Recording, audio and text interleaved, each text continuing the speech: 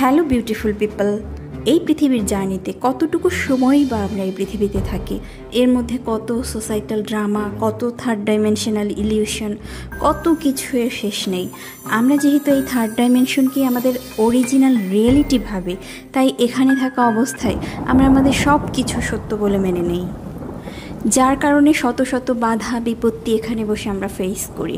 আমাদের মনে শান্তি সব নষ্ট হয়ে যায়। তখন আমরা স্পিরিচুয়ালিটির দিকে ঝুঁকি। বলা হয় তখন থেকেই আমরা আমাদের সোল পারপাসটা বুঝতে থাকি। তবে অল্প কিছু মানুষই এই আধ্যাত্মিক জাগৃতির মধ্য দিয়ে যায়, হাজারে একজন বলা যায়, যে সোলগুলো এই পৃথিবীতে আসার আগে নিজেরাই ঠিক করে যে সেই থার্ড ডাইমেনশনে এসে তাদের মধ্যে একটা আধ্যাত্মিক জাগৃতি হবে, না হলে সে সাধারণ মানুষের মতো জীবনযাপন জীবনটাকে পার করে দেবে। আর যতক্ষণ না পর্যন্ত একজন মানুষের আধ্যাত্মিক জাগৃতি হয় ততক্ষণ পর্যন্ত সে ঘুমিয়েই থাকে, সে এই 3D ম্যাট্রিক্সে আবদ্ধ হয়েই থাকে।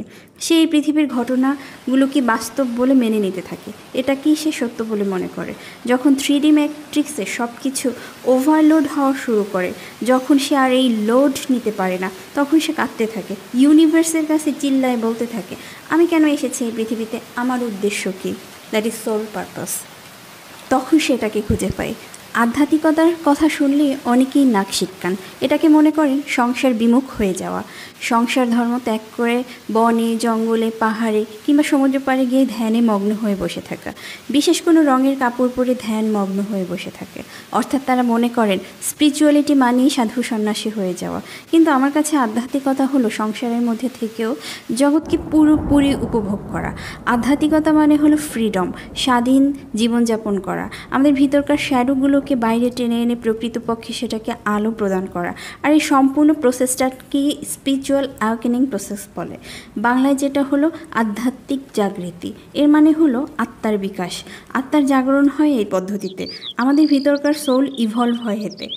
এনার্জেটিক্যালি আমাদের যে অস্তিত্ব, সেখানে আমাদের দেহের ভূমিকা হলো 0.1%, বাকি 99.1% যে অংশ তা হলো সূক্ষ্ম, যাকে আমরা বলি চেতনা। আর এই চেতনাই হলো আত্মা। কিন্তু ওই যে 0.1% যে স্থূল অংশ, আমাদের যে দেহ, সেটাই হলো আত্মার ঘর। যেহেতু আমাদের দেহের মধ্যে আত্মার বাস, তাই আমরা আমাদের দেহকে আমাদের আত্মার পোশাক বলতে পারি। এখন প্রশ্ন হলো, আত্মা তাহলে বারবার পোশাক পরিবর্তন করে কেন? একটা দেহ ছেড়ে অন্য আরেকটা দেহে সে শিফট করে কেন? এর মূল উদ্দেশ্য হলো জ্ঞান আহরণ, অভিজ্ঞতা লাভ। একটার পর একটা দেহে ঢুকে সে অভিজ্ঞতা লাভ করে, বিভিন্ন দেহে ঢুকে সে বিভিন্ন লেসন শিখে সে বিকাশ লাভ করে। যত বেশি লেসন সে লার্ন করবে, তত বেশি সে শিক্ষা লাভ করবে। এই সোল ইভলিউশন প্রসেসটা হলো স্পিরিচুয়াল অ্যাওয়েকেনিং বা আধ্যাত্মিক জাগৃতি। আর সোলের সবচেয়ে পছন্দের জায়গা হলো আমাদের এই পৃথিবী। এই পৃথিবীর 4টা উপাদান, আর্থ, এয়ার, ওয়াটার, ফায়ার। এই 4টা উপাদান হলো সোলের সবচাইতে পছন্দের উপাদান। তাই 8টি গ্রহ থাকা সত্ত্বেও সে বারবার এই পৃথিবীতে ফিরে আসে। এই পৃথিবীকেই সে তার ইভলিউশনের একটা মাধ্যম হিসেবে বেছে নেয়। পৃথিবীর জলবায়ু আবহাওয়াটাই এমন যে সে এখানে বসেই নিজেকে সব থেকে বেশি বিকশিত করতে পারে। আর আত্মা সেটা জানে।